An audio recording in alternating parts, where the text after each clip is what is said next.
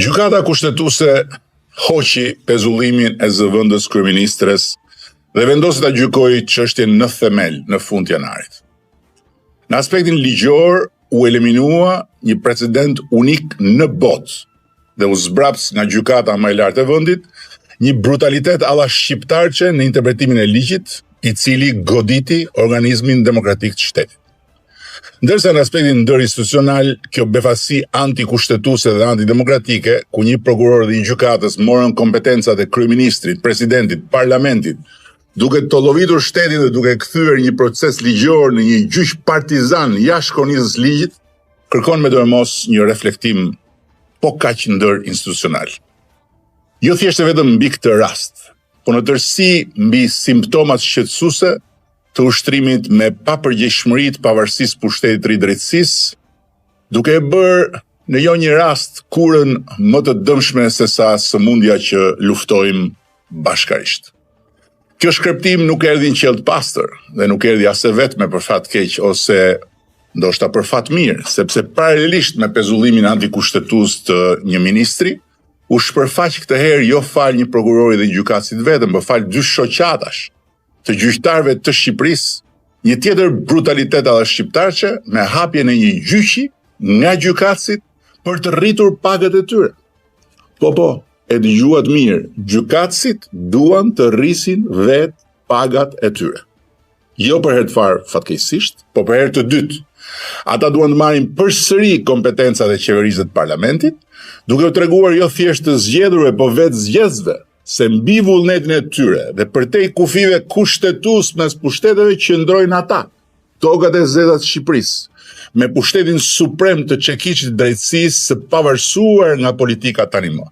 Dhe atë çekiç që Republika u ka besuar për interesin e saj të lartë të drejtësisë barabartë për gjithë, ata mund ta përdorkan kur të duan për të hapur me dhunë edhe arkën e buxhetit të shtetit dhe për t'i arritur rrogat vetes, dhe sa? Përkatësisht 1.600 euro plus në muaj për gjykata dhe prokuroritë e zakonshme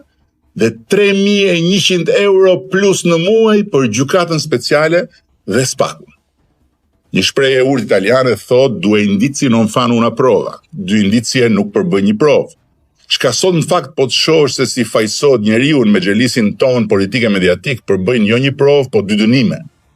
Por unë nuk do të ndjek kursesi logjikën e mbrapsht të dënimit me indicie as në të rast,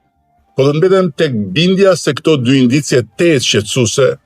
nuk provojnë se protagonistët e pavarësisë drejtësisë u ka marrë koka erë. Dhe u shmbushur mendja se ata janë shteti, ata janë ligji, ata janë drejtësia, si puna e ca trimoshave të BKH-s, për cilët kam dëgjuar shumë çuditëra,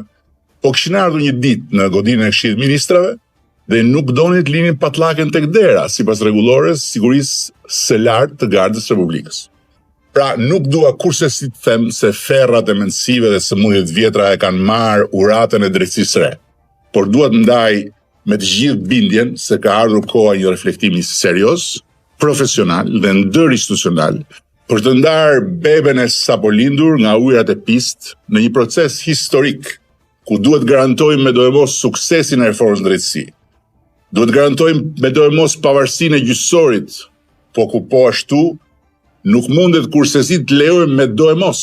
që kura të bëhet problem më i madh se smundja, duke rrezikuar liritë, të drejtat dhe frymarrjen e administratës dhe të ekonomisë së vendit. I cili do të pasojë Altin Dumanin, kryeprokurorin që e ngriti institucionin në një nivel tjetër,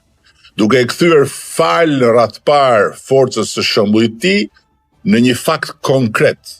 historik do të thosha pa egzagerim, ato që duke një parull e parealizueshme kur unë e përsërisja gjatë kohës së betejës për të kaluar reformën drejtësi dhe më pas në rrugën e implementimit të saj. Një drejtësi që nuk sheh majtas e djathtas, po vetëm drejt. Për këtë fakt i përcjell edhe një herë Altin Dumanit shprehjen e respektit tim, si dhe uroj çdo të mirë në vijim. Ndërkohë që kryeprokurorit të ri Klodian Brau i uroi ta çojë spakun në këtë 3 vjeçar të fundit të ciklit 9 vjeçar në një nivel tjetër, për sa i takon profesionalizmit në luftën kundër krimit të organizuar dhe sidomos në luftën kundër korrupsionit, e cila nuk mund të konsiderohet e përmbushur plotësisht me sukses nga ana e atij institucioni Nëse maskohet me statistikat nxjerra nga thonjza thesi i madh, siç quhet neni i mjegullt i shpërdorimit të detyrës, për cilin sapo ka dalë dhe një direktive re e BE-s, pikërisht për të reflektuar mbi shqetësime që nuk janë vetëm tonat, apo me lëre mediatike të llojit Big Brother, me transkripte telefonash të nxjerra në shkeljet ligjit nga dosjet hetimore, për cilat po ashtu BE-ja ka korniza shumë strikte ligjore. Kam shumë besim se eksperienca e 6 viteve arritet e pa diskutueshme, si dhe mundësisht modestia e domosdoshme për të parë me sy vetkritik punën e deritanishme mund ta çojnë spakun në nivelin ku duhet të jetë 3 vjet nga sot. Gjykata kushtetuese hoqi pezullimin e zëvendës kryeministres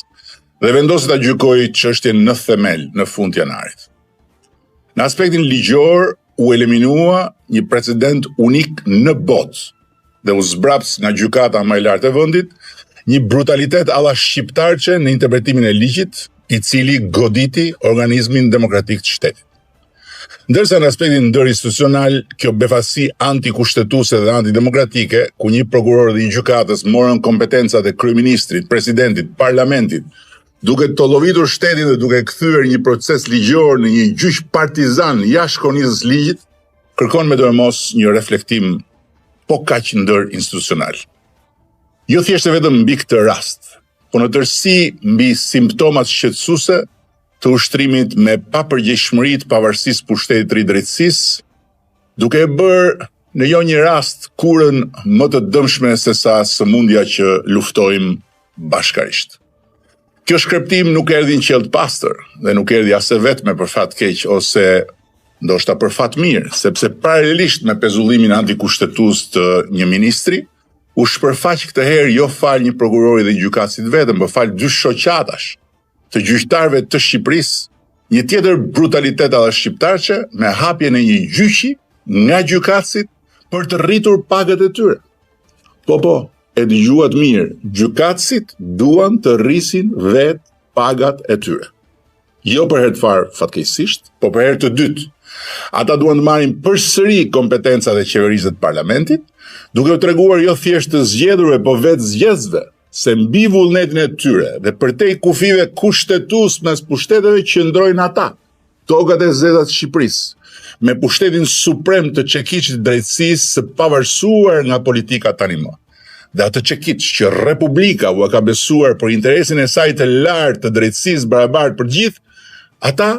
mund ta përdorkan kur të duan për të hapur me dhunë edhe arkën e buxhetit të shtetit dhe për t'i arritur rrogat vetes, dhe sa? Përkatësisht 1.600 euro plus në muaj për gjykata dhe prokuroritë e zakonshme dhe 3.100 euro plus në muaj për gjykatën speciale dhe spakun. Një shprehje e urtë italiane thot due indizi non fanno una prova, 2 indicie nuk përbën një provë. Çka sot në fakt po të shohësh se si fajsohet njeriu me xhelisin ton politike mediatik përbëjnë jo një provë, po 2 dënime.